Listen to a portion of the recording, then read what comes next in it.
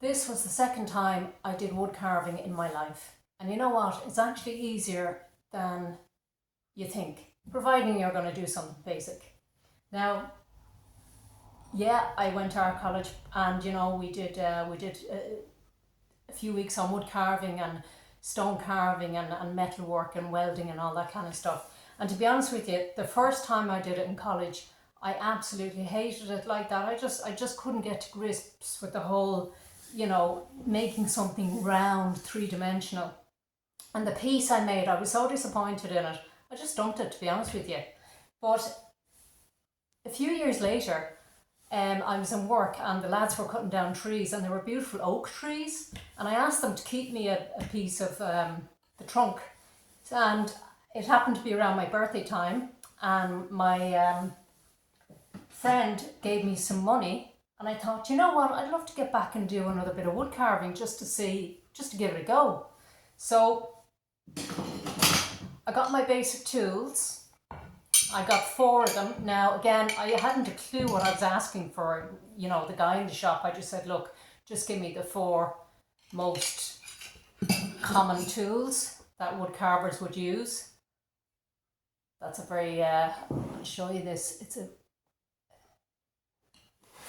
actually hard to see there. It's a very sharp, excuse my tremor now, but just to give you an idea of that shape. That's another, just a curved one. And I love this one. This one I used a lot. It's great for taking the inside of wood out. Now, so first of all, get yourself a nice piece of hardwood. This piece is over 30 years old, and it stays out all during the summer. I bring it in the winter, and it's oak, like I say.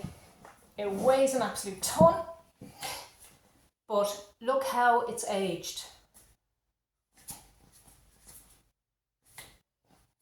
Look, even the cracks, they haven't even opened up. So, like I say, all you need are your wood carving tools and your mallet. Now, I have to say, I absolutely love this mallet. You can get square ones as well, but the cons of a square mallet is that you have to keep it in the one position the whole time when you're carving. You have to keep it in the whole position, same position. Whereas with this guy, what I love about it was I used the whole circumference of it, and just to give my hands a little break, as I was, every few seconds, I just kind of spun the mallet around and went again, spun, went around, spun, and it actually gave my it just kept the circulation in my fingers going, and I got a lot less blisters than I would have if I had kept it in the one position the whole time. Now, whether you wear glasses or not, I'm afraid you'll have to wear these, because it's not even the bits of wood that come off, it's the dust, especially if you're doing it indoors. I did this exactly like this. This is a metal bucket, but it could be a plastic bucket. I put a towel inside the bucket and basically put my trunk of tree into the bucket, and I started carving away. Now, it did take me weeks and weeks to do it, and what I did was, I'm actually sitting on the same crate that I sat on when I made this piece, and I have obviously a bit of padding under my ass because if you're like me, I got carried away and I'd be doing this for 4 or 5 hours at a time.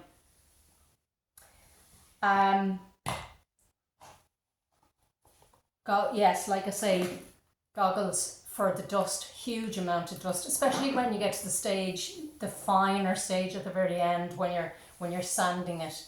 That's when you're going to get most of the dust in the air, and you wouldn't even notice it at the time. But again, like I said in my other videos, it's only that evening you'll feel that grittiness in your throat. And again, invest in, a reasonably good mask. You are going to be, it takes a while to get used to them, but look, it's to save your lungs. And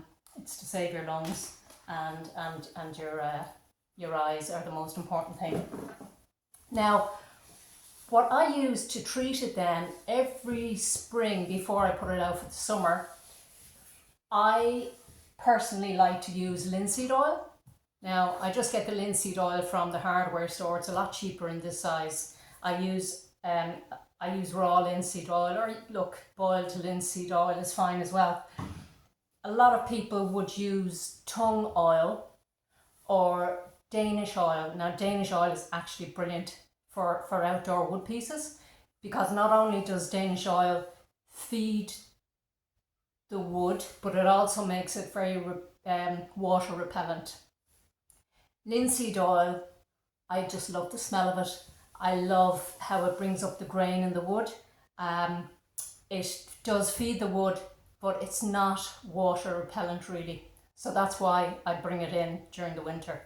But like I say, it's done well for the age it is. Now, when I'm painting, you know, I paint in oils. Actually, these are a couple of pieces behind me. I'm in the studio at the moment.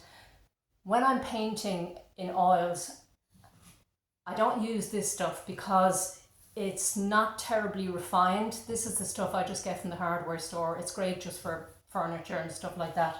But when I'm painting in oils and I'm mixing the paint with my terps and my linseed, this is the linseed oil that I use. It's just a basic linseed oil. You can get various types. It's quite expensive, but it's really refined, and I just recommend using really good materials for oil paintings. So, but that's another subject.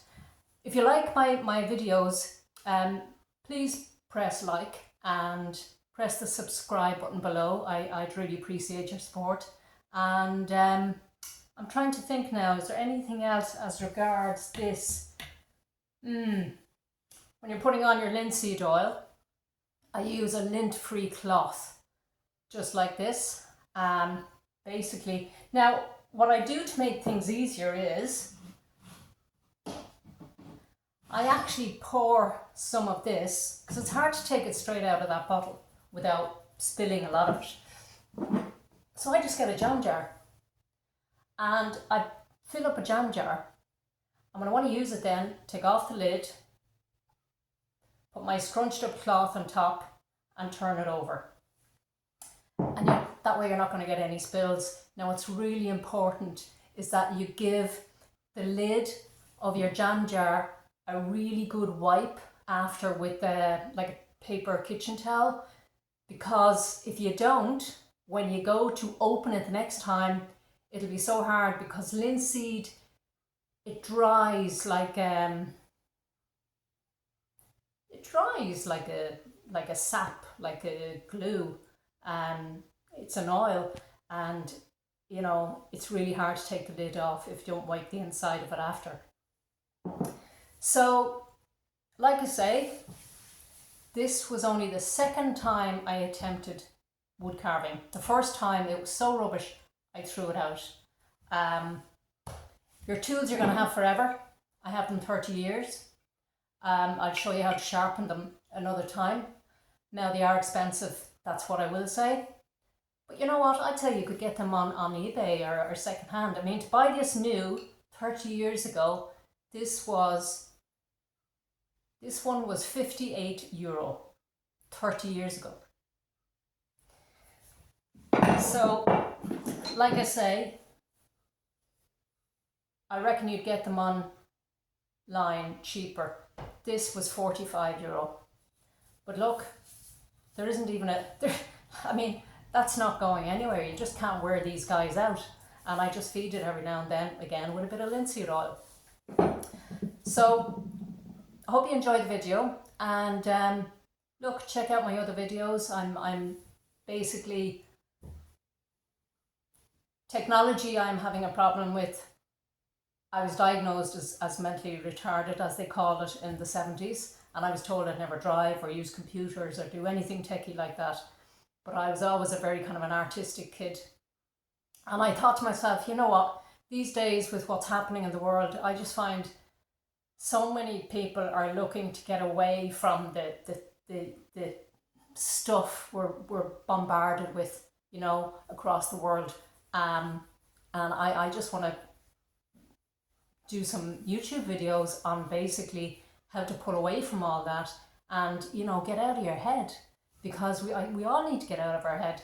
And like I say, you know, do a workshop on wood carving, and I'm telling you, it'll just take you way, way away.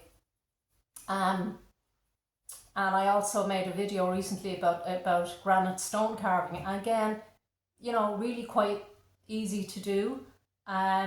Give it a shot. We're here for a short ride. Take care. Bye bye.